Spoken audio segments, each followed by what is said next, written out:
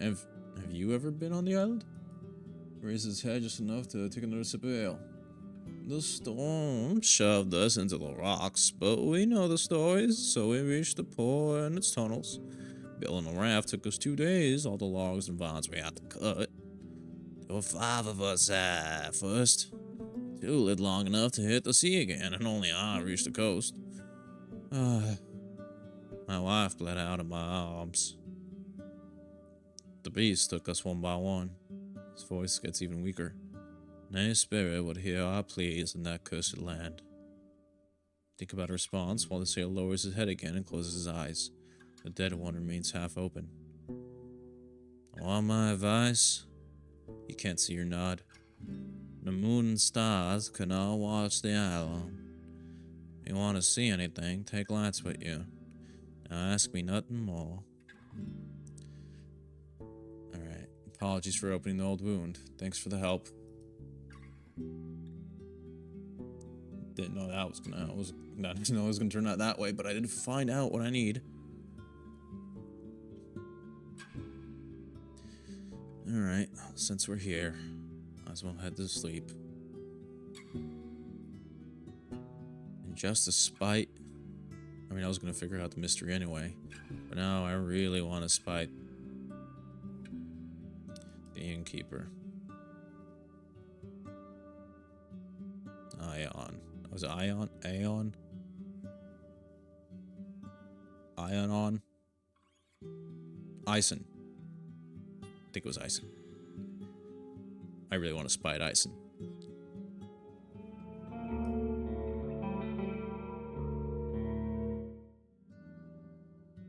Gathering a crew. According to what you've learned, you can only reach High Island by boat, leaving the coast during the day and landing at nighttime during high tide. The chance that you're going to find him there on your own is slim. So I need a boat, maybe a few friends, or mercenaries. I know a couple. Oh, I do have to sleep.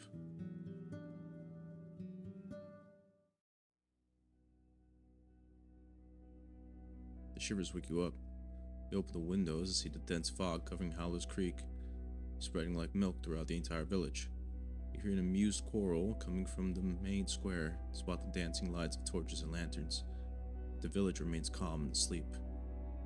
It too shall pass, as everything does.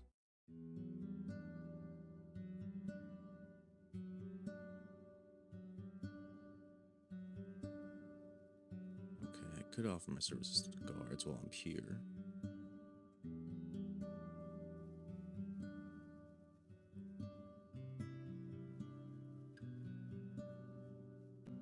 Now, which we came from this way.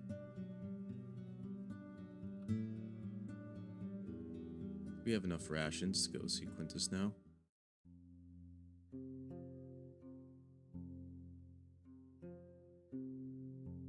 Here's the food you asked for, and here's the bronze rod. His wide grin makes you think for a moment that he's going to swallow an entire package at once. Well, leave it to me. I'll shove it into a crack. 1 or 2 chords. Oh, is this rain, frost, and fogs? Ain't that nice. Any chance you ever heard about High Island? Eh? I heard alright. You can see it in its volcano from Old Pagos. The monk said it's a weird place, but also a tale for the worthy. You ask him if he knows this tale, and he glances in the direction of his home. Nah. Guess you weren't worthy. Not your duty.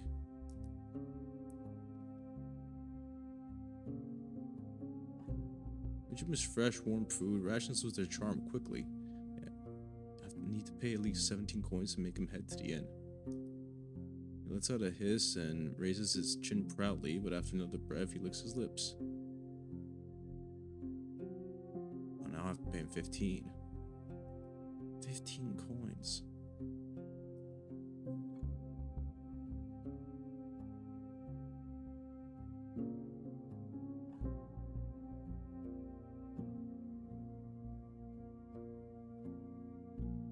We should go talk to the monastery.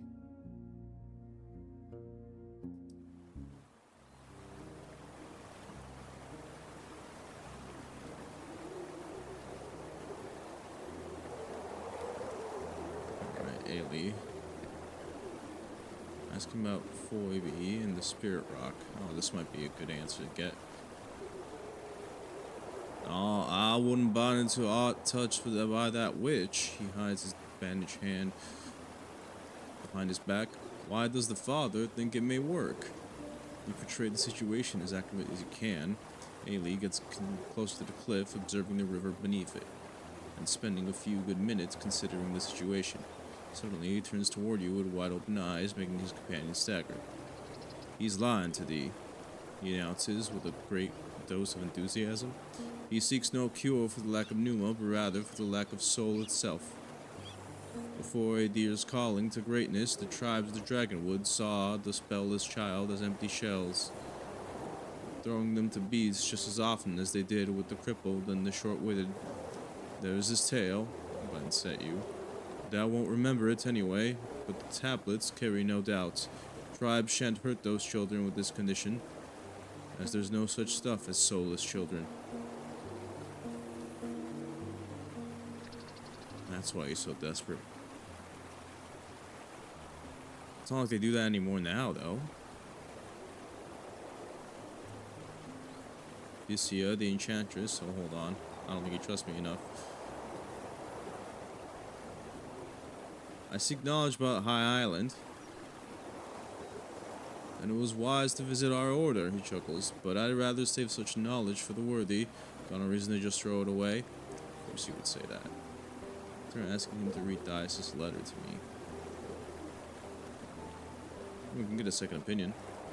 You frown. The city councils may not be happy about receiving a broken seal.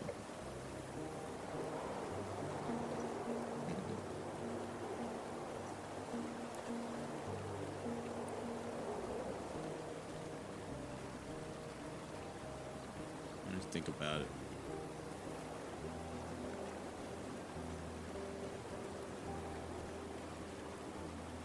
Tell him about the ruins of the village in the south. Oh, there's still but one ruins there? He glances at Decima, moves her head left and right slowly, then clears his throat. Well, I won't lie by pretending I know little. I just decide to let it remain among our many bitter secrets. Isn't that great? Okay. Well, I don't know, he's definitely not gonna like Lucia's rod. How do I get these guys to trust me?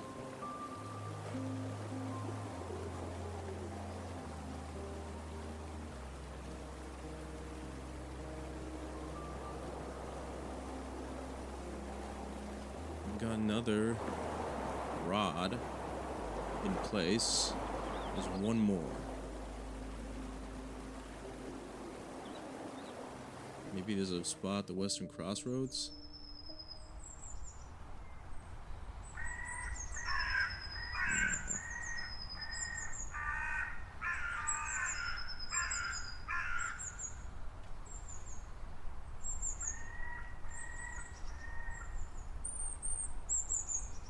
How much time do we have? 6 hours.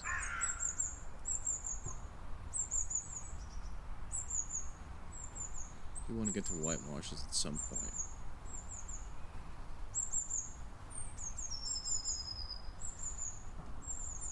Might be good to go back around this way, because now we can buy more rocks.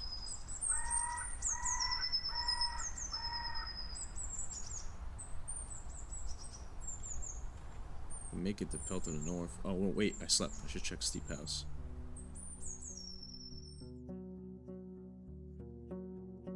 Wash myself. Got 2 fish. Pelt to the north.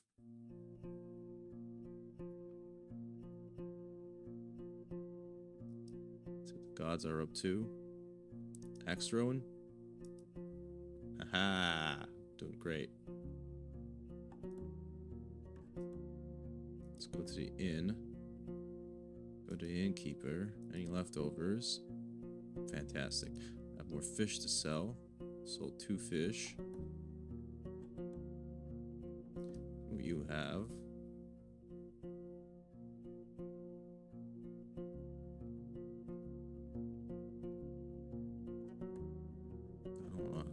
have 4. I feel like that's enough. High class valuable commodity. I could sell it. That's 15.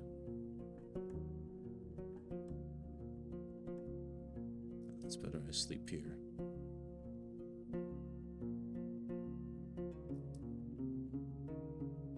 Need the coins. Any chance you have leftovers again? Woohoo! I wasn't mad about you about the ruined village thing. I'd love you. But I am. So I don't.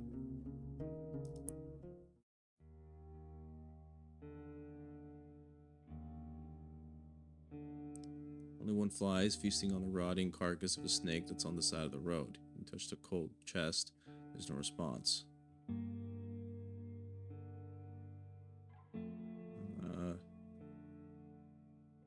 Guess I'm not in a hurry. It's getting colder. Finally, the monster's eyes glow red. Go inside, I'll be with you soon. The stone creature lets you in. Right, here to collect reward.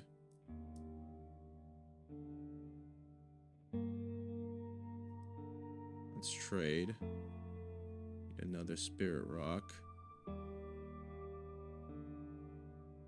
How much is it to clear the roads? 6 food rations. Okay, maybe I should have bought a ration back there.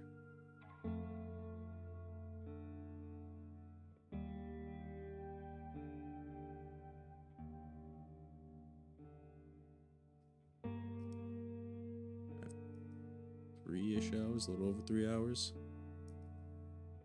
Can't make it to Beholder.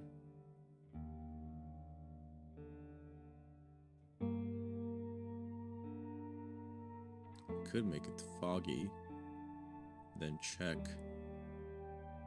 the statue of the woman and then the northern road, and then make my way back around to here. Okay, let's do that.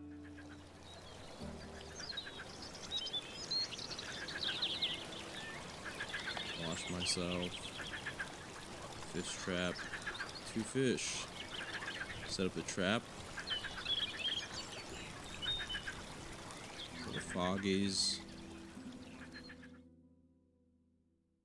To the tavern. Sleep. Unfortunate.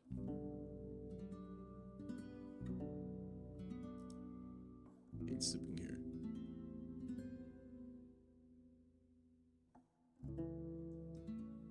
Time for me to go. Travel.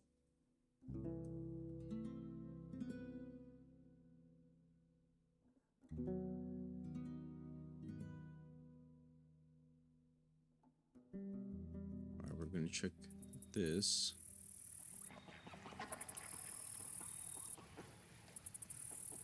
Ah, too late.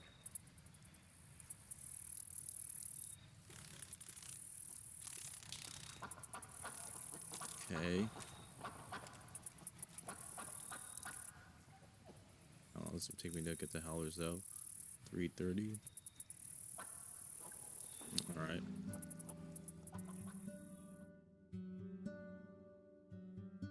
Go to main square. Go to Eric's. Another fish to sell. 2.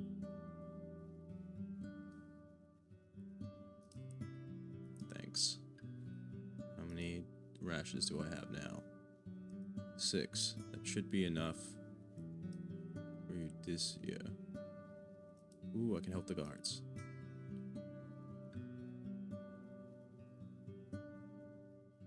Fantastic. Get back to Steep House. Gonna wash up. Oh, I didn't set the trap. Damn.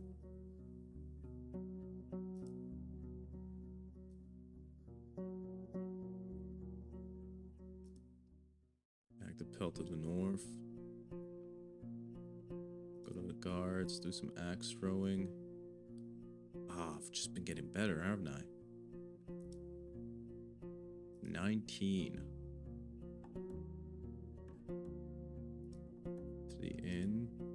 Leftovers. Leftovers.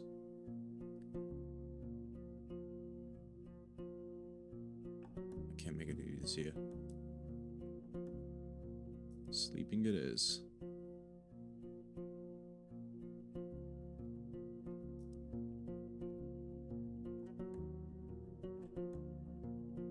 Leftovers. Man, you have a lot. You just expected me to come, aren't you? Will buy one ration to fill up.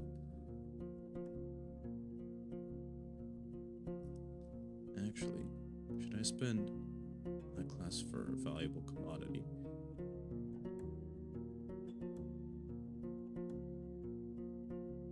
I could probably sell that, couldn't I?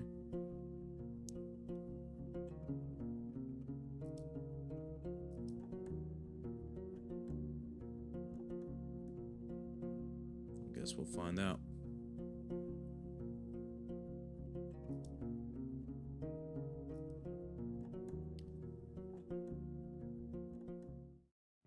To the Enchantress.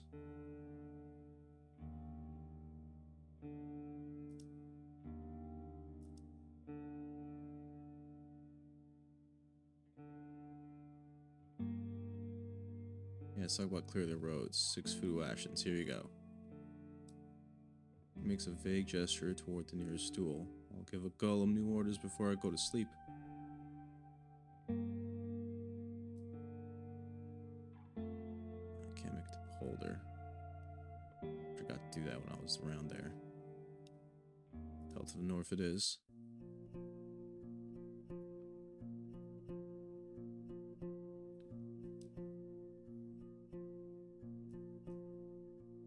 Can sleep it off.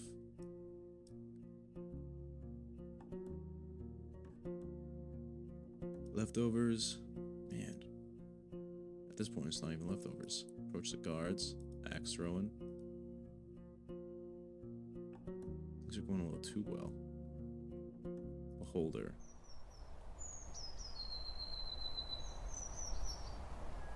Approach the altar. Offer a magical item. Spirit rock.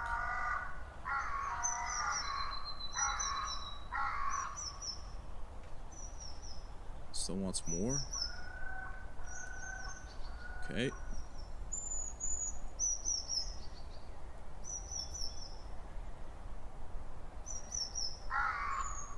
Now I guess I'm back to trying to make money.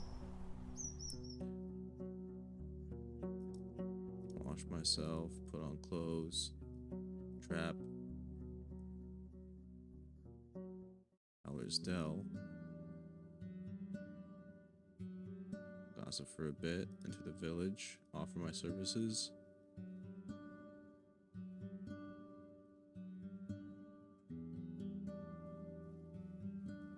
How am I doing? I have 3 food rations, 8 coins.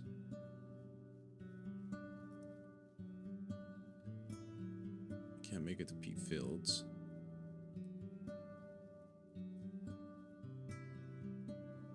Let me see if I can trade this pelt.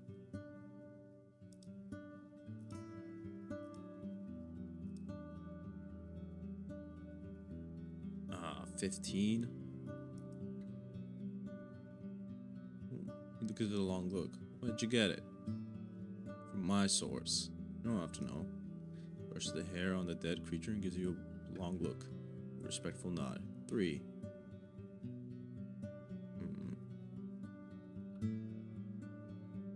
How about this? Do you not have one with a bow and an elk? He says without conviction. I guess it's pretty enough. I'll give you 1 dragon ring. Nah. Might sell it at Gale Rocks, at the jewelry lady. See what she thinks. Forget it. What are you selling? Can't afford any of those.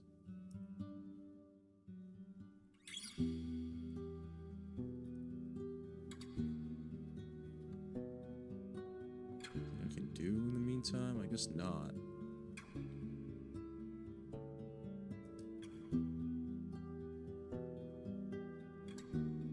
So we'll wait till the evening. asleep.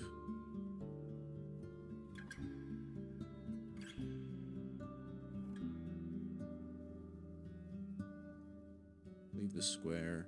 Offer my services again.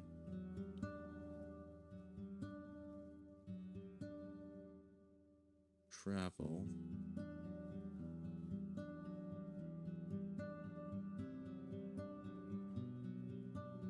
Let's go to the Northern Road. We can check our fish trap. Fantastic. Now, peat fields.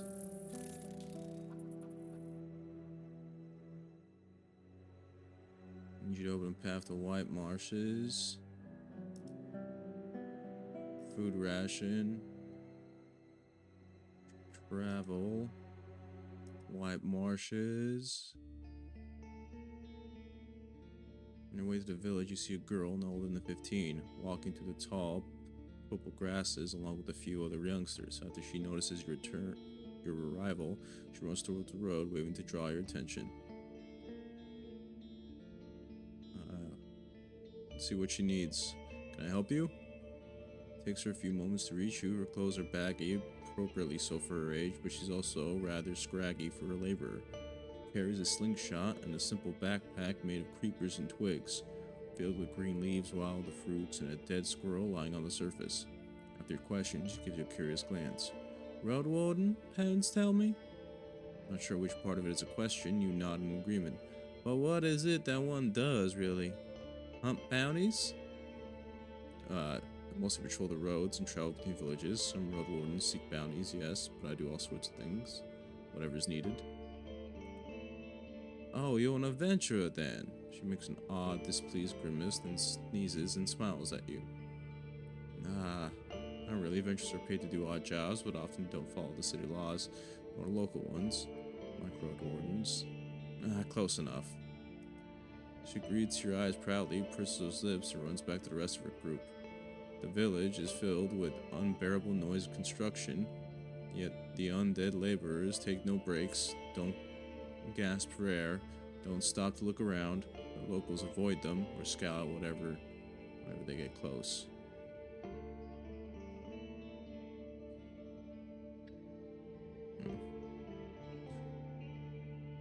Well, they're not as happy with this situation as I thought before I visited this place.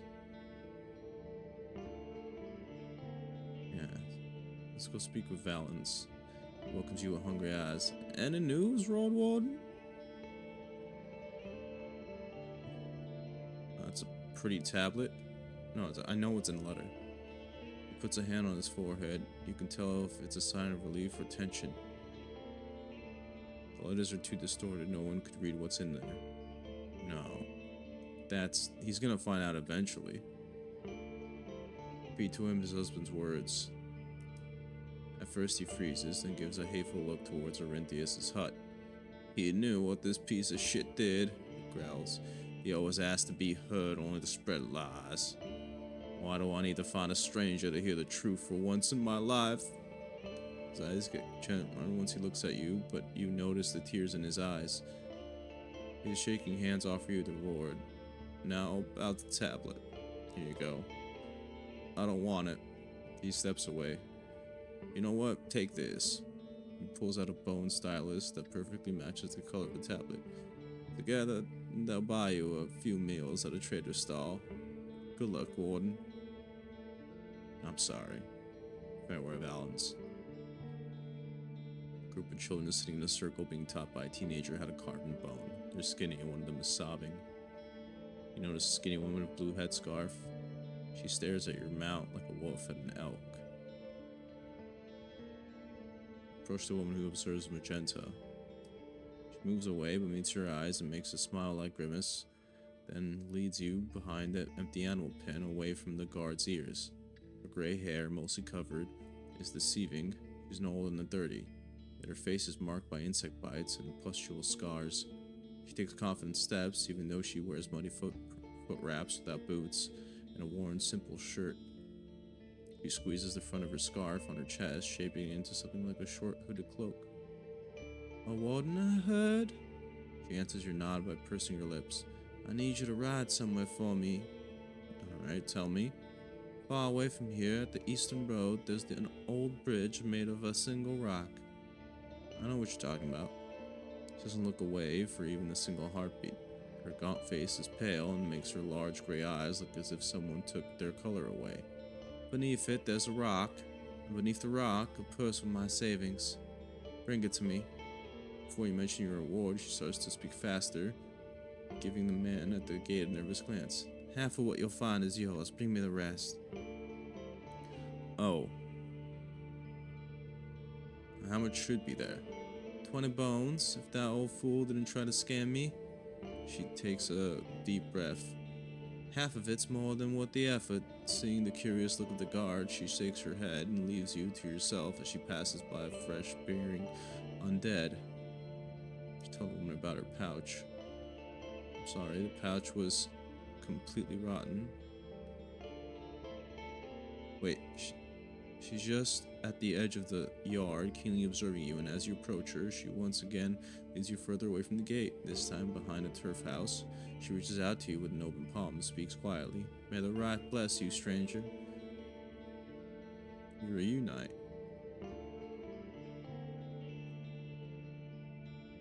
Yeah, the patch was torn and rotten. Here's the only dragon bone I found.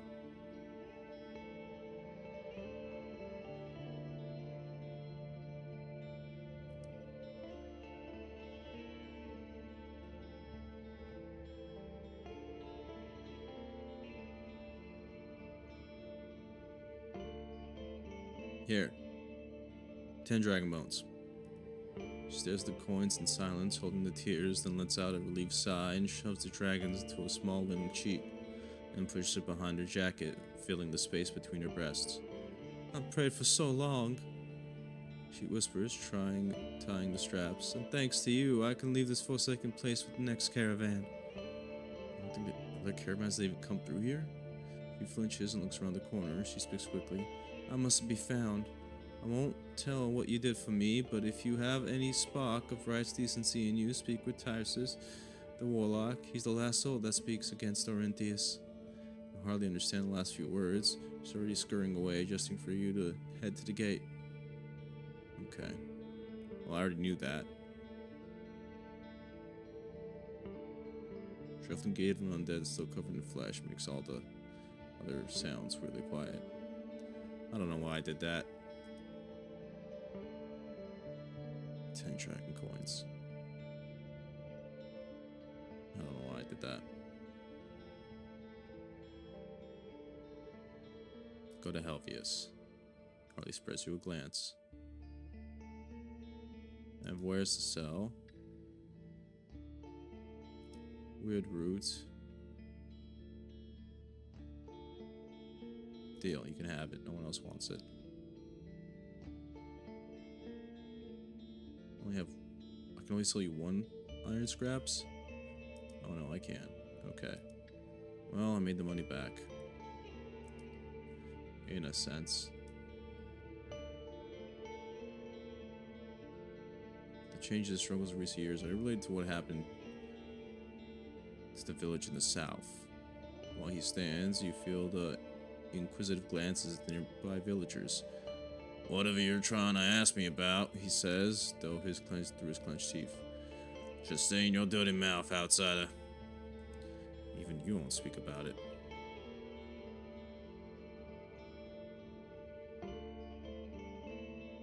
No, right. Could use your tribe's assistance. Tell him about the undead roaming in the old tunnel in the north. He scratches the back of his head. Who do you think we are? We don't carry traditions of dark spellcasters. We do what we must to survive, and on our own. What are you asking me about? I think you can always use more shells around here. I was hoping you can get rid of them. I guess you can't do that. Also don't want you to use more shells around here. I was hoping you'd get rid of them. Even if it's a long journey for us, I can't make any promises. Tell him about the woman that asked me to find her savings. I'm not doing that.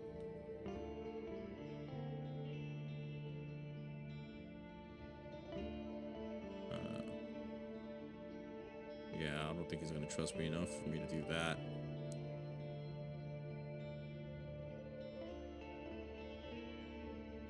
Alright, well, farewell.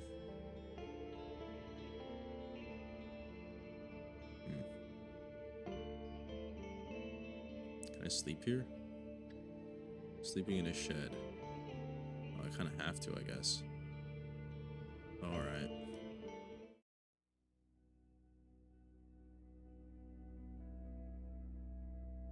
Persistent shouting voice wakes you up. Weak moonbeams squeeze through the smoke holes, but to have a proper look around, you open the door. There are flickering torches at the main gate, accompanied by a solemn prayer and timid shouts. You put on your cloak and boots and leave the shed. A few of the locals, dressed in their regular worn and muddy clothes, surround a large group of the undead, touching their half-rotten limbs, revealed rib cages, emotionless heads. A hooded woman, sonorously, singingly begs for Right's guidance protection, but you don't pay attention to her words. The man known as Arinthius is standing beside the gathering with a revealed torso and a walking stick beneath his shoulder. Every now and then he cuts his sides or his back and fills a wooden bowl slightly. Then Fowler steps closer, puts 2 fingers inside the liquid, and takes it to one of the awoken creations. The lights dance around them, casting shadows that you could swear hide cruel spirits. You don't know how long you had been observing the ritual when the scar-covered man turns toward you. His innocent, sad eyes carry no judgment or reprimand, yet you suddenly notice how cold your calves and neck are. Autumn is surely getting closer. You wade through the mud. What has happened to them that they feel justified in doing all of this? Not only do they wake up the dead, they use blood magic. If the United Church learns about this, they won't let it go. Let's hope they'll let me leave this place. These people are beyond redemption fanatics. Now, I'm more worried about what they're doing. I understand the reason they're doing it. This won't go well if I just leave this.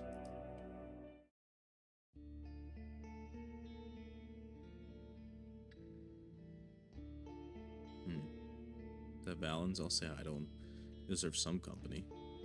He's moving small packages, bringing order to some neglected shelves. His eyes are red from crying, but he greets you with a strong voice and a polite smile. This time he's wearing a decent blue tunic. Back with us, Leto? There's been a long time since I saw some visiting our home as often as you do. It's not so bad here. That's how my job works. I go where others don't. Yeah, I'm not gonna lie. Gives you a long look, he's not sure if it's meant to be an insult, then turns back to the bags. I'm looking after all grain and dried meat before fall comes, thanks to, he draws in the air and lowers his voice, Arinthius' help. We've more food than in many years, but now we need to figure out what goes to our bellies, what back to the soil. I have some supplies I could spare. Want me to take a look? Food rations. Sell 3 for 1 coin. Roast chicken. Sell 1. Sell 3 bunches. Oh, I need 8. Well, I can't do that.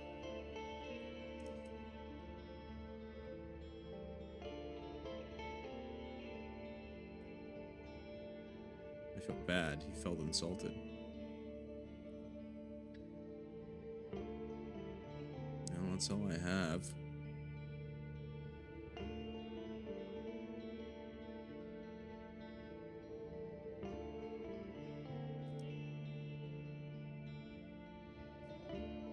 Guess let's check the journal.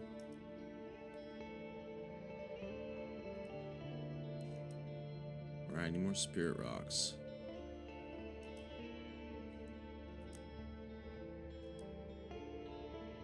Looks like a return to Gale Rocks.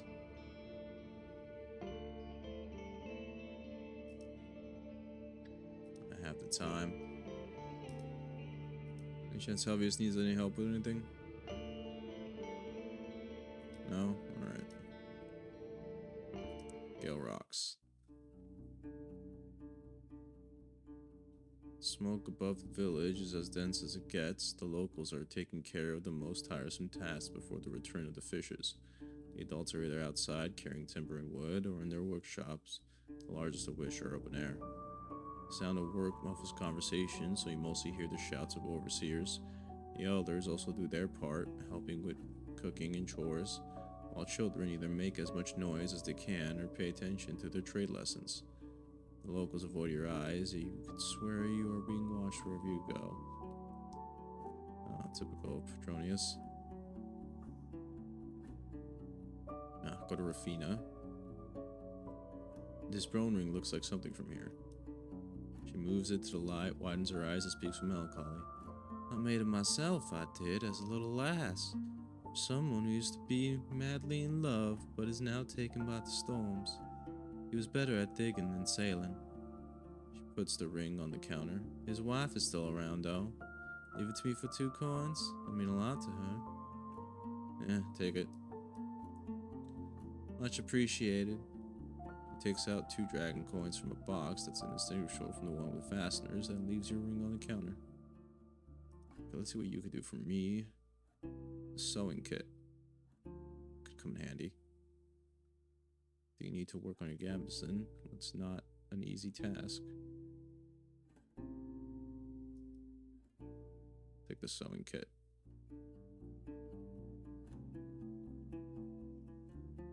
I need the coin still. Thanks. Roomkeeper, no. Oh, the young people looking for a match. Told Paulus. He responds with a smile, then warm laughter. And that's all?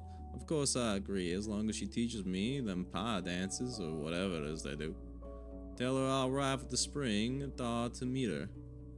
His voice lowers suddenly, cut by pain. Without anyone else, I suppose. He's first to mention the compensation for your service. You're still helping Marina, right? We've already talked to our head woman. She agreed to reward your work once your matching is done. Be sure to meet her then. Yeah, your head woman. Alright, so she's messaged with Marina. Her blushing cheek contrasts with the pale skin on her hands. I can't, she says after a long moment. I thought about a previous conversation with Roadwarden. I'm not ready for such changes, not just because my son deserves the peace we have now. I'd rather join a monastery than put pleasure above prayer. You've already matched Paulus, I've heard, she says without hiding her jealousy. Go and speak with our head woman. She'll reward your help. Well, there'll be other years.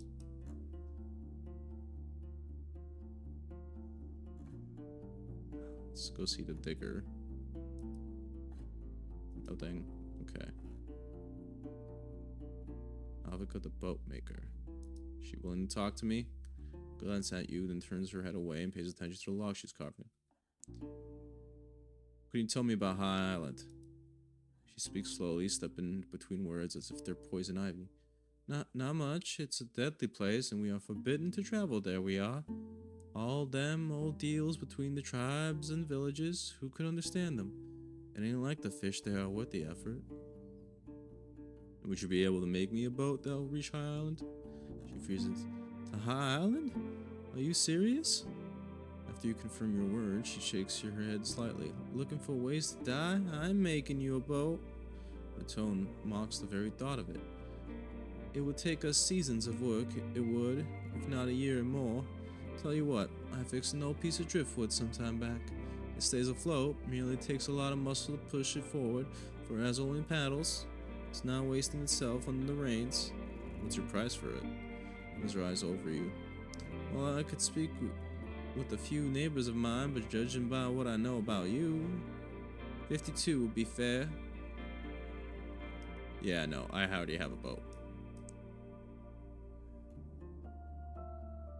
Just was looking in case I needed a backup. You never know how things can turn out.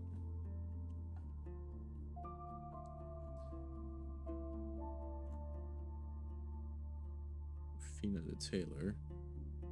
Already saw the gatekeeper. Alright, I encountered undead in the tunnel south from here. Right, and I almost got my wife, they did, when she tried to check out the locked passage. You stay away from there, but talk to our digger. She's to here with her toys. He steps away from the wall and looks at the nearest table, where an elderly woman is putting together a humble structure from wooden building blocks. Okay, back to the digger. Oh, okay, fine. Village headwoman. You ascend the hill, the guards stand up and put his work on his pillow and ask you to wait. Right, I believe Pauls and Marina already talked with you. Right. You worked for us. Now I can tell one of my neighbors to overlook the usual fees or duties they've asked of you. You need anyone's help?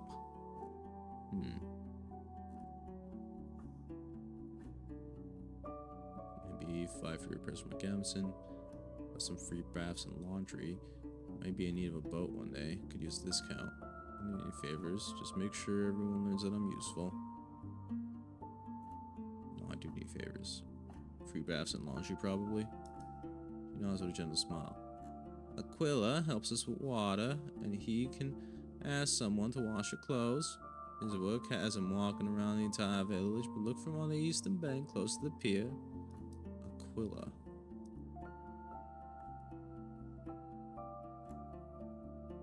Delete that.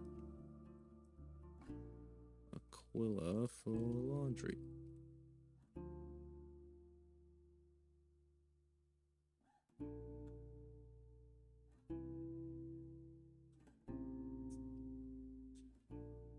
Great.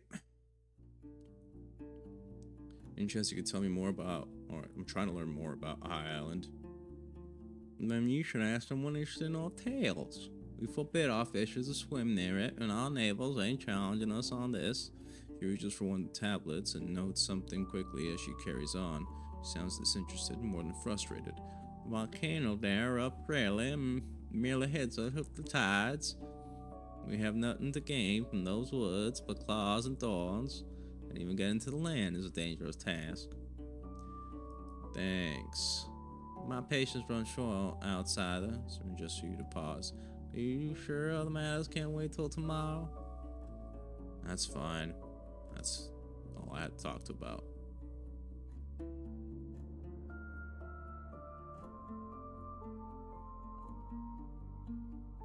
Alright, Aquila. The steep banks are damp as you head upstream to the wooden bridge, but you can hardly reach any water with your fingers there. You consider getting undressed, but a sudden voice behind you tells you to quit it. This current is strong, I'll catch you and damn. Bam. The man swings his arms. You'll crack your skull against the rocks.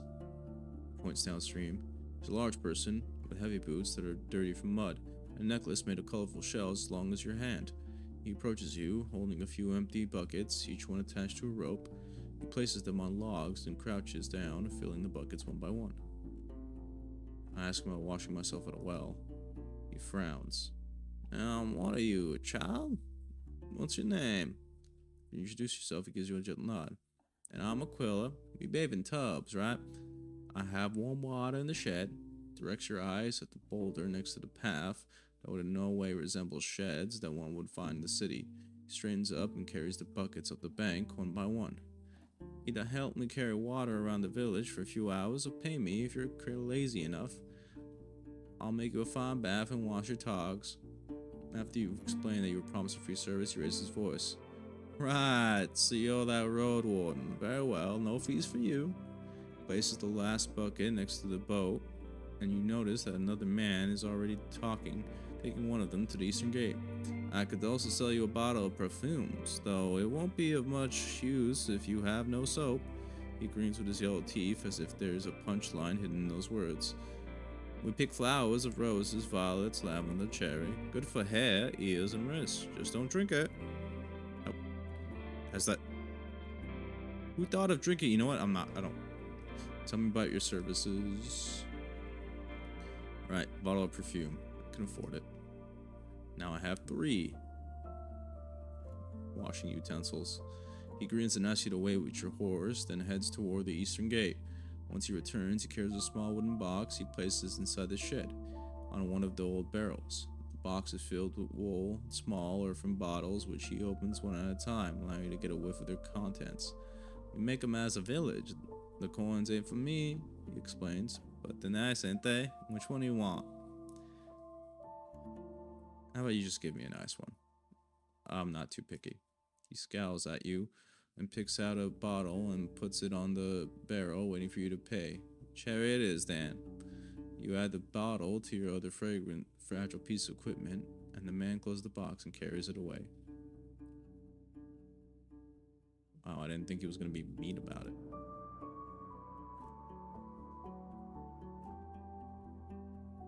Anyway.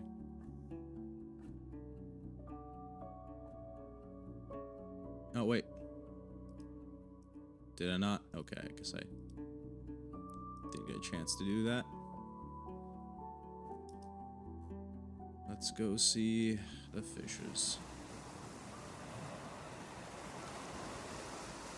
Approach the pier, head to the fishers.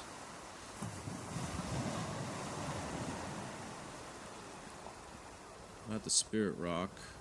Got it? Yeah, let's discuss this once more. Why, though? Tircis, the warlock from White Marshes, told me that his village is weak in Numa, and if there would be any way to prevent spellness, his people would do everything to find it, but there's none. Ailey, the voice of the monastery, I think he'd sooner believe this, says that you don't need to forget the tales. That you need to forget the tales about being soulless. Not casting spells doesn't make someone a lesser human. His rights tablets are clear on that. How does he? He suddenly scowls at you. Fine, if the monk says the rite says so, I'll believe it. But wouldn't you try to heal a cut arm or a broken back? Even if a soul is, well, in her, it's going to struggle. Okay, well, I'll tell you about the warlock and what he said. Who cares about some skeleton shaggers? He gestures for you to stop, but his voice is far from convinced. I told you, I may be wrong, but it doesn't mean that using the stone is going to be dangerous. I don't know how to convince you, but you're asking me to do something really risky. The deal is off. So if there's someone else something to say about this, that's all I have to say. Who would he believe? Any chance you ever been to High Island? Why, you a sailor now? He doesn't hide his sneer, but after you say you may need to get there, he reaches for the beak on his neck. Don't you know that visiting the isle is forbidden? Not just by the Green Mountain tribe, but because it's a dangerous place, wicked and wild. So you haven't been there, you ask gently. Right, and I don't plan to. Them harpies sit on every rock on the route from up here to the island. And it would take twice as long to sail around them. Rowing there would exhaust anyone bearing the most experienced arms. Okay, so I need experienced arms. Thanks for the info, I guess. Who else could convince him? I have enough time to make it to creeks. Hey. The old tunnel. Nah, it's better I explore that in the morning.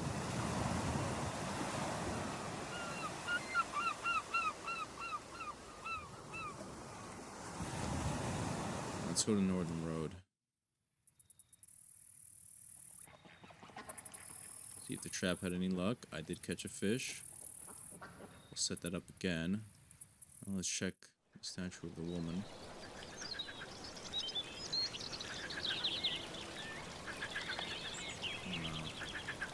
As clean as I can get.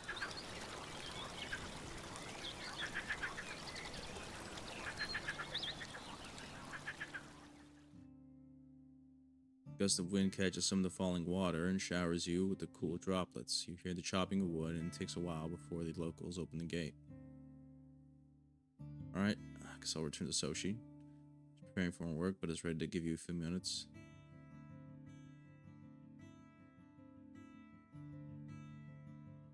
Maybe not Soshi.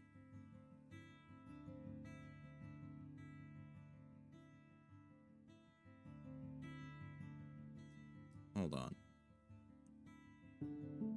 Ephraim?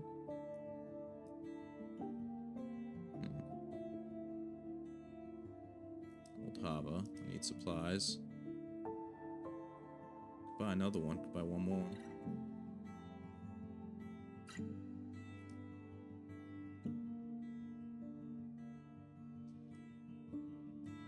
Farewell. Ayla. It's like what the patrols you want to pay me for.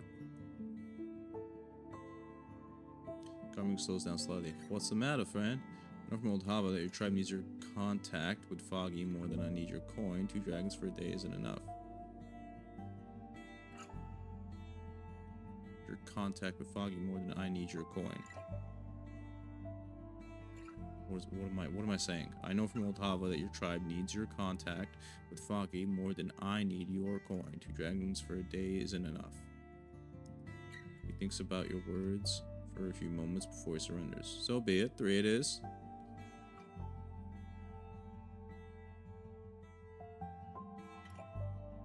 Okay, well, I've made more progress with the Eastern Path. And what, even more issues? I'm listening. I made a deal with Eudicia. Their sentinels are going to look after the roads that surround the watchtower. Description of the golems makes him tighten his shoulder cloak. When he grabs a cascade, he holds it tightly. You're sure they aren't going to attack anyone? Seeing her unconvinced smile, he counts down 3 bones without looking at them, lost in his thoughts. Yeah, one day he'll be grateful for what I've done. I'm surprised you keep finding something to do. Man, it really is a mess. Maybe I'm just that good at it. Oh, we already talked to old Hava, Ephraim.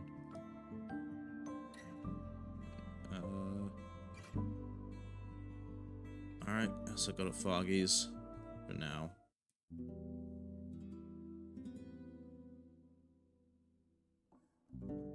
There's a hint of a strange scent, stench, and fresh claw marks left on the ground. Large saurian entered and left the yard through the lake.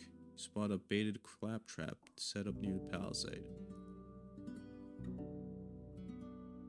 See is sitting on the ground while 2 others are leaning against the palisade. They glance toward you but say nothing. I'm looking for a few souls willing to travel to Highland Island with me. Stupid or what? Island burst into laughter. There are easier ways to seek death, and dragons aren't worth that shit. See, however, gives you a long look. Why? Briefly mention your search for Asterion. Sounds like a waste of effort. He adjusts his cloak. But I'll do it. For fair pay. Good with knives, sneaking by and making small things out of wood. The tall forager straightens up and looks his companion in the eyes, demanding explanation, but the man in black fur waves it off. I'm bored of the inn, and I'd hate spending another winter in creeks. His voice carries a hint of an apology. We need no dragons here, but I'd take them south, behind hags. The distance between them grows with every breath. What's your price? I don't know how you'll handle yourself in the wilderness. Too bad we couldn't hunt together. 32 dragons. Maybe a little bit less in the future, if I see you're useful for our tribesfolk, and you can handle yourself. I'm good at sneaking, even better at stabbing things, and I move well, climb, crawl. I'll let you know. Okay.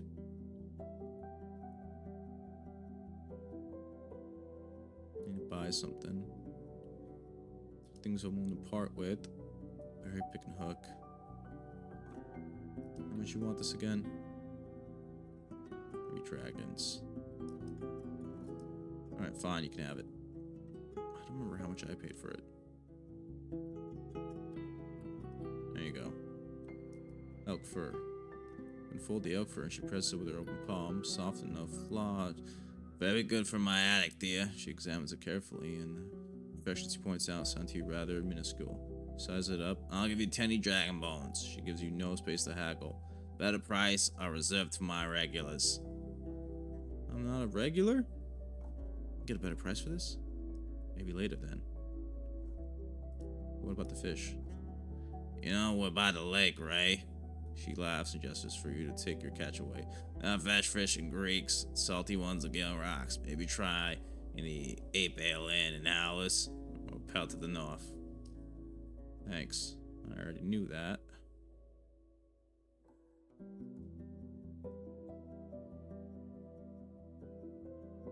Right, well, I guess I'll sleep here.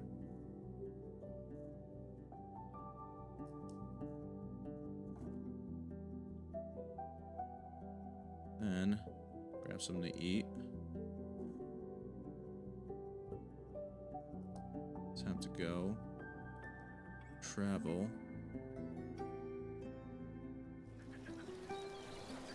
Set the fish trap. Oh, did I not set it? Aw, oh, damn. Okay, well, what about this fish? Nope.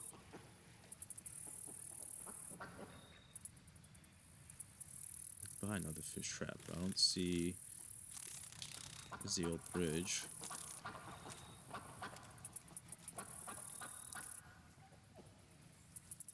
Origin ground. Could go forage here.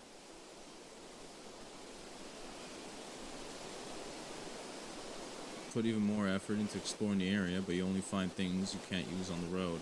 Honey, mushrooms, insects, acorns, eggs, or little critters, snakes, and lizards. Do you ever find an unusual spot in the far east near a shallow pond? A small ravine of sorts, though instead of water, it hides torn clothes, broken tools, and remains of a camp.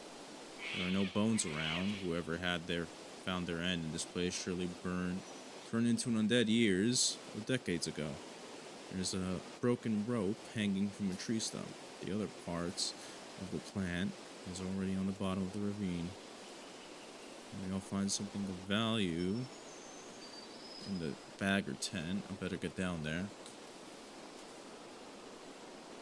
You grab Magenta's halter. Your mount observes the area nervously, not willing to graze on the sparse dry grass.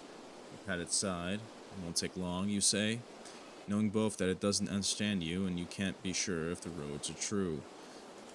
It lowers its head and starts to paw the ground. Now willing to repeat the mistake of the previous traveler, you tie your rope to a stone instead of any of the plants. You take only what's necessary and descend, leaning with your boots against the rock face. The sounds of the wind and birds are muffled and echoed. You end up in a corridor of rocks, most of the traveler's possessions. Find no blood, flesh, or bones, but the clues tell you all you need. Someone was betrayed by their own rope, now lying on the ground with a torn loop. They landed on their bag, in which you find a bunch of broken supply jars and scraps of linen. Then try to crawl away. Find nothing of value, not even dragon bones. Maybe that's why the dead used to own such unreliable equipment. You're ready to climb back, but once you turn around, you realize that you overlooked something sticking out of the wall. A pickaxe, surrounded by dozens of cracks. Some of the smaller rocks have already crumpled up. You grab the tool. It gives way easily, more thanks to the rust into your muscles. You throw it away, using your hands to pull away the shards of the wall, and gasp once you realize the patina on their surface. You kneel down and take a look at the other rocks. At least a half of them bear a touch of the green copper, like a statue in an old temple.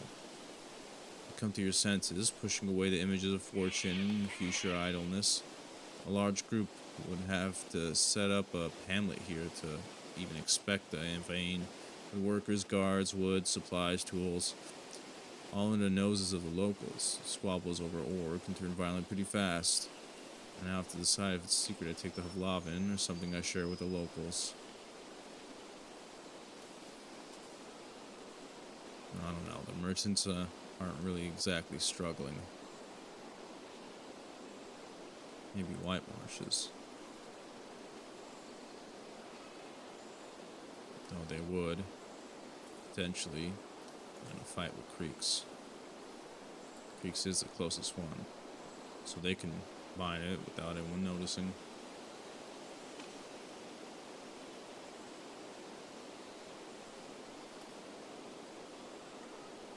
Cabin, old bridge. Did I already set up rods here? The cabin, maybe the building. What about here?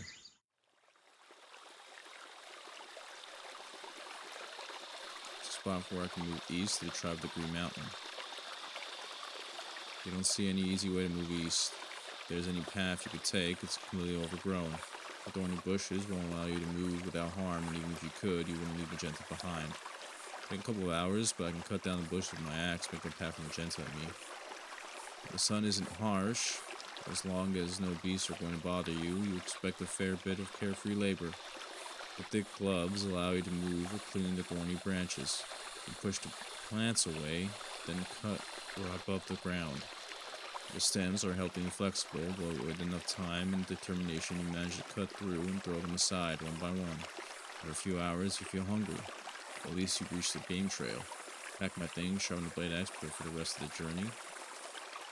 Magenta peacefully chews the grass, enjoying the sun on its back, ready to take a nap. It's getting late, maybe I shouldn't do that, but I thought the tribe would be, this way. High Island.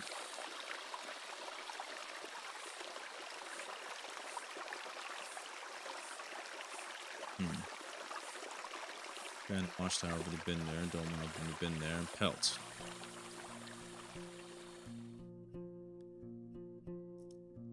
Enter the inn, go to the innkeeper, ask for leftovers. Got leftovers, I have fish to sell. Got a dragon coin. Anything you'd like to buy? No.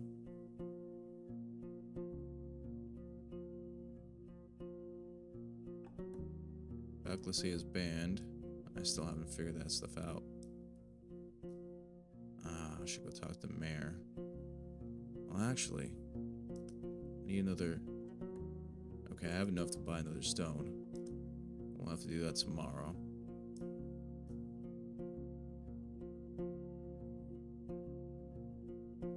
Leftovers, dang. There's the guards. Axe throwing. Fantastic.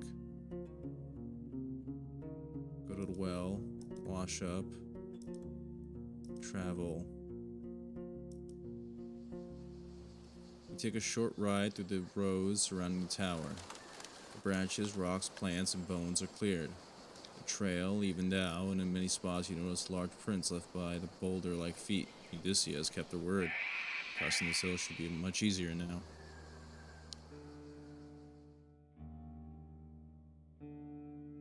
Okay. Get inside. You know how long she takes. Out of Spirit Rock. I want to buy 2 just in case,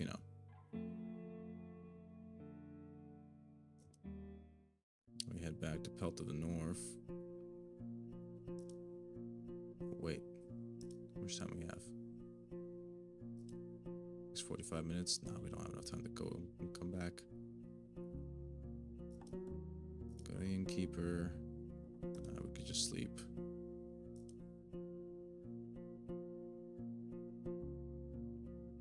Leftovers, yay. Go to the well, wash, step away, travel. Let's see if I can get fish from here. Too late. Set up the trap again, step away, travel, go to Beholder. Approach the altar, offer a magical item. Spirit Rock. How many more does it need? Can the Elder tell me? You hear the chilling roar of a dragon from the mountains, at least there's no avalanche. The old druid is resting on the bench and welcomes you with a new interest in his voice. Well, as of the help you've shown to my neighbors from Hallisdale have reached me, traveler. Good. Very good. Always try to do the right thing, because one of those critters of yours brought you the news. Moronic. Animals do not speak, nay, even the largest beasts. You see a playful spark in his eye. Maybe the trees, then. We talk about Phoebe, Fodio's daughter. Actually, yeah, that should... You still trying to get a Spirit Rock? Oh, he's come to you, huh? If you nod, he closes his eyes slowly, allowing the gentle breeze to shake his beard. Sterion mentioned the man's anger and denial. The pride in his efforts, but also the pain, as he cannot accept his daughter as the spirits have shaped her. He opens his eyes, leads you to the main path, and looks northwest, the very distant mountains. Beyond Old Pagos, you'll find a monastery with its respectable monks and their haunted temple. Speak with them with nae anger, but also nae foolery. Maybe Photios will listen to Right's followers. I tried that, man. He will not. Can you tell me about the tribe of the Green Mountain? He scowls at you and looks down the path. There's no reason for anyone to bother them or to leave the safe paths. You should know by now I have my reasons. And I need to learn more about High Island for totally unrelated reasons. His eyes widen. Come again? You move your lips slowly as you repeat your question, and his looks grow suspicious. Why would you head for that forsaken land? You explain briefly that you learned about Asterion. The elder listens patiently, but then straightens up and raises his voice. Even his accent gets thicker, as if he's repeating an old sermon. The feet of the living have nothing to find in these ancient woods and the ruins.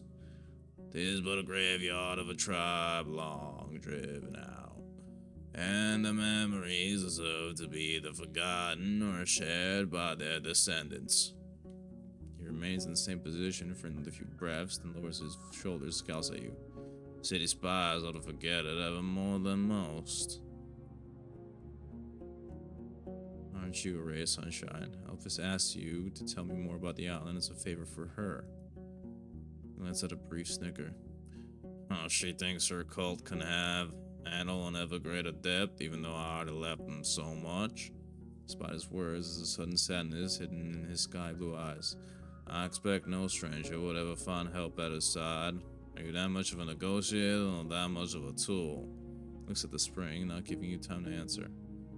Oh, think about a request. I'm just helpful.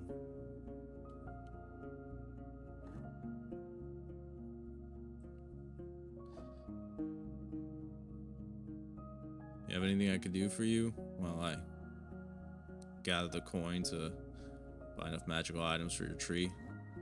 I believe your goodwill, and I'm in need of your help. He gestures for you to follow him to the pond. It is not a dangerous task, but one that I could not complete myself. And my spells are not enough to ask animals to fetch for me. Thought he didn't speak. He speaks very slowly. You've already talked to Photios from Gale Rocks. He's in my debt, and I want you to collect what's mine. You want to ask him about his debt, but he doesn't look at you. He points at a shiny large fish with orange and golden scales that's swimming just nearby.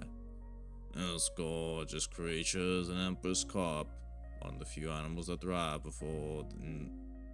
both in seas and lakes. That's great. You don't know where the man found the large worm that he now drops in the water, feeding his pet. Ask for a male empress carp, but beware.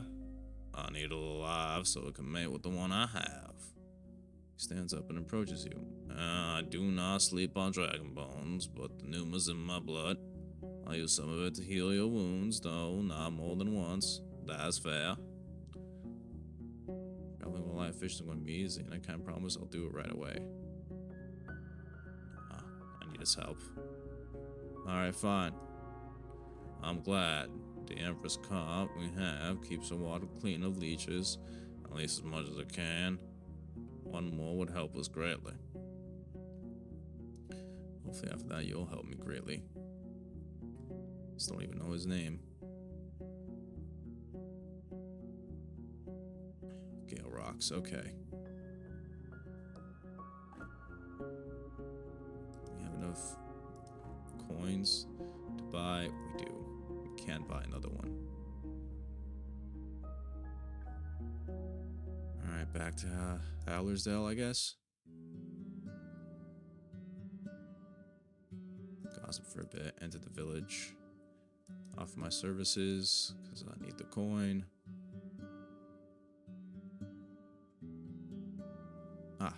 Timo, the washwoman. She's at the creek, but takes a break to speak with you, apologizing for her crude appearance. She gasps for air with her hands on her knees, but looks at you directly in the eyes. I have an answer from Paulus. She shouts and jumps towards you, throwing her arms around your neck. And I have such an awful day, thank you. With tears in her eyes, she steps away. knowing your clothes and cheeks are already covered with droplets of water. Of course, Nathan is said for sure. The calm words are betrayed by her excited tone. I'll ask my uncle Ak. I'm in Akakios, and I'll be so rabid when he swaps dragon modes with you. Oh, you're his niece. After another few minutes of her insisting that you have to come to the wedding if it occurs, but nothing for sure, but you must promise, but who knows, but you must be there, you leave her with your friends. And I'll be there, maybe, we'll see how it happens, because nothing is for sure, right? But Akakios. Oh, I thought he was going to give me... What do you have for sale? Maybe I can get it for cheaper? Oh. I could. Linen fabric. It's a commodity. Maybe I can find a place to sell it. Okay.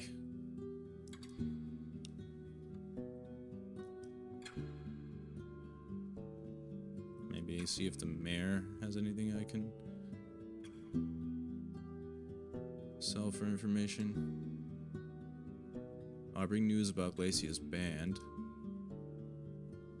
And what are they? The only place bothered by raids is wide marshes. From Gale Rocks and creeks have faced no issues. She exhales and raises her open palms, so there's no reason to worry. People of wide marshes are no friends of ours, and if Glacia is eager to bother with the poorest settlement in the north, especially one filled with the Woken, it must be personal for her. We have no reason to stand in the middle of it.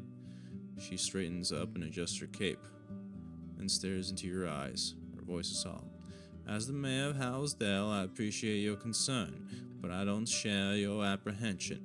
The gods of our village will stay on our walls. Be sure to come see us soon.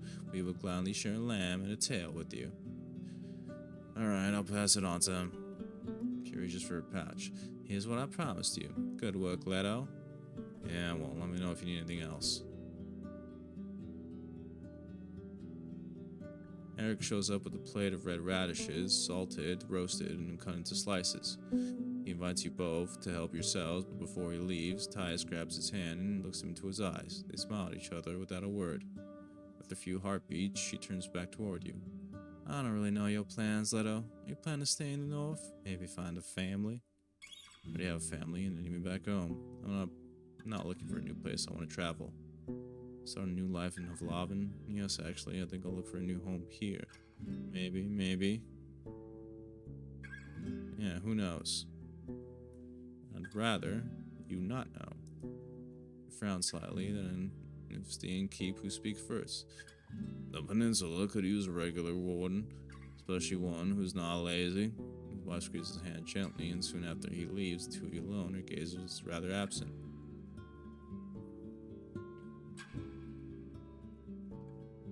I could use some work. She looks around and adjusts her cape and lowers her voice. Have you ever spoken with Orinthius, the necromancer of White Marshes? I haven't, he responded, and she burst into laughter so improper and loud it makes you quake. Have you been to my favorite spot right behind the corner? Sometimes all I want is to take a nap there, with a cat on my lap and mint to Saint at hand. Come, I'll show you. Once you reach the board pen, the noise of work and conversations is something by the humming water. It's suppressed by the humming water. The mayor glances at the window above you, then strokes her lips with her thumb. Let's rest here. She leaves you enough space to sit down with her. The scent of her rose perfume is strong, but this time her eyes are absently aimed at Bayon's home. What I'm going to tell you needs to stay between us, she says hesitantly. Well, I figured. I think you were going to show me your corner spot for fun. Crosses her legs, clasping her pale hands around her knees. We need to get rid of the undead. With the undead? Or the necromancer. We both know the former won't get away with the latter. Her voice relaxes a bit and she starts to dangle her saddled foot. Wild Marsh is a threat to us all. We want to burn the wound while it's still fresh. I don't like that metaphor, but what's your plan? Starting with reaching the village. It's not far from here. Just ride north and on the second turn east into the box. Take a closer look, see how many shells they've awoken. how dangerous they are. Just don't mention me at all. Being a Roadwarden feeling only with Hovlavin works to your advantage. I've already been there. On the opposite bank of a creek, a seagull is preening its feathers, unaware that a young boy is trying to sneak up on it with comically raised hands. Maybe the locals will allow you to meet with the priest, ask him what his plans are. Just don't act hastily and keep me informed. Explain why you want to interfere. Got to mention my reward. Now explain why you want to interfere. The people of White Marshes always kept to themselves, but now we've got no clue what's going on there. It's possible that they have no other choice but to seek help in dark magic, but if so, they should have abandoned it years ago. Maybe they're building an army right under our noses. Someone needs to get to the bottom of this, and they won't trust a soul. Does not sound like a traveler. Maki switches to her tribe accent. Oh, and awakening dead shells is very, very bad, she adds with a chuckle, but it sounds a bit different than usual. Oh, you forgot to mention my reward. Don't make me laugh, Leto. Her voice is grim. I'm not asking you for a favor, I'm offering you my help. You think we're the ones who would suffer from the hands of the undead? It's the smaller settlements, the roads, the inns, the travelers who take the lethal blow. We can handle the direct threat, but I'd rather see our lives grow in comfort, not conflict. Oh, you're such an asshole. She observed her fingers rubbing them together as if she's getting used to a different skin. If the guild were to see those the corpses roaming through the north, they would decide it's not worth the effort.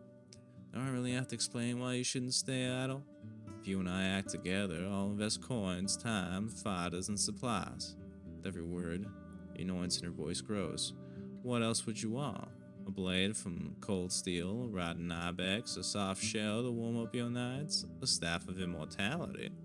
She takes a deep breath but falls silent. You're not funny. Before I tell you that I've been there, what can you tell me about Orinthius? She waves it off. I didn't pay attention to him back in the day. His tribe had a regular mayor, whatever the name was. One day, he revealed himself to be Rat's prophet and somehow convinced his tribe to follow him. I don't think he's left his village ever since. What do you do if he refuses to release the corpses? In the green eyes, you find an unwavering confidence. And I'll take the matter into my own hands. I thought you could defend yourself. I can already tell you this and that about the village. You waste no time, I see. Dice's voice is warm, but you both look toward the seagull, still aware of the danger. When he's just about to jump. Nah, let the kid have his fun. The kid grasps the creature and makes a triumphant cry, holding the bird as it squawks, it panics, and flaps its wings. In a few heartbeats, the creature's neck is hanging at an unnatural angle. Ooh. Raises the single above his head, waiting for the mare's approving nod, and takes his prey away, whistling. Your companion lets out a chuckle and leans away, resting against the inn's wall with crossed arms. So did you manage to get in touch with the priest? What happened? I could try to gain locals' trust, but I doubt Orinthius will listen to reason. After you give her the overview of the situation, she asks you for a minute to collect her thoughts. Resting in the cool wind, she keeps staring at the distance. When she speaks, you catch no hint of hesitation in her voice. In such a case, avoid meeting with Orinthius. It's best for those people to not know how determined you are to stop him. Instead, carry on with your general patrol route and speak with the leaders of other settlements, at least those who are willing to listen. Tell them we need to unite our forces to enter the White Marshes and force the Necromancer to release the Awoken. I'll handle most of the obstacles, but I need at least one tribe to join me. You're the one who'll lead the fighters. We'd rather avoid bloodshed anyway, and you know the bogs better than any of our hunters. She adjusts her purple dress as if she's just finished a meal. Once you find someone, come here and speak to me, ideally in the morning. We'll begin our preparations. I will all prepare myself for a difficult day. It would be better to abstain from violence altogether. Any attack would end grim, no matter how many are carefully executed. No, it's true, I don't like this plan. If you want to avoid unnecessary violence, she stands up slowly, her tone having run out of patience. Find me 2, maybe even 3 groups of fighters. The more of us there are, the dumber it will be for the defenders to oppose us. So you want me to organize a raid?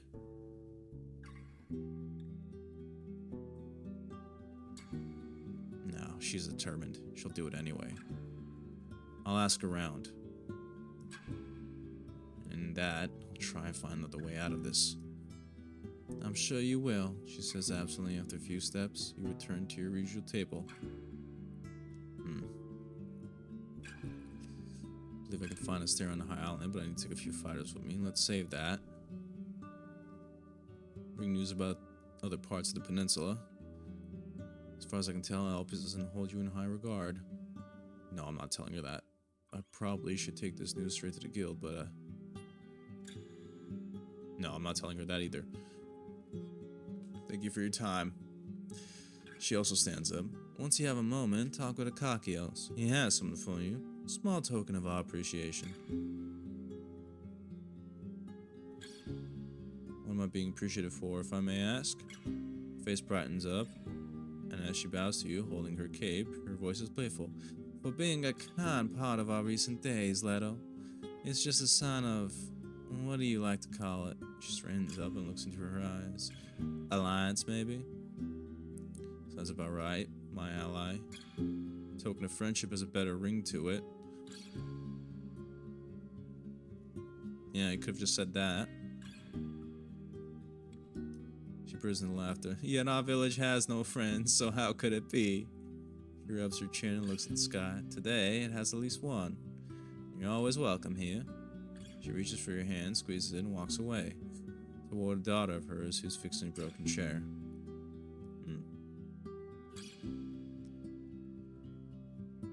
Although I won't say no to any token. Mercedes had something for me? Up, 'tis right here. He reaches for a tube that's on the edge of the countertop, tapping it with his long fingers. It's made of hardened leather and has a long strap to carry it on one shoulder. Here, our token of gratitude. His voice doesn't hold back, even a pinch of sarcasm. If Tyus asks you about it, tell her I gave you a nice speech and you felt very appreciated. Ah, well, thanks. He smiles. Open it. It took me plenty of hours. You slide out a single scroll. The outer side is covered with a picture of a tree that bears no leaves, nor fruits, and was painted with a couple of shades of blue and purple, most expensive dyes. The other side is covered with letters, which you can't read. What does it say? Oh, I do not remember. But unless you stay in a bale for nothing. With victuals. He wipes the sweat off his forehead. Bah, I want to also honor it, at least when it comes to patching up his jacket. Who made this? Was it Dias? What, her? It's all me. He stands proudly sideways to you with a hand on his hip. Took me a good couple of hours, and that's a nice piece of skin you've got there. I like to draw in winter. See, this tree? 'Tis the one. He points at the one that stands in the middle of the square. There's some similarity. I didn't know you were illiterate. Not all, he chuckles, which turns out into an orc-like grunt. I just copy what the mayor writes down, though I place much prettier lines. Well, thank you, Akakios. Only for now. Well, that's nice. I've got another fish to sell. Here you go. I guess that means I could stay here for free? That's nice. Oh, I should leave the square, go to Bion, need your services. Oh, I guess it's just cheaper. My jacket is already as good as it gets. Good luck. I only have 3 coins, so. Well, if I can say anything, it is nice to be appreciated.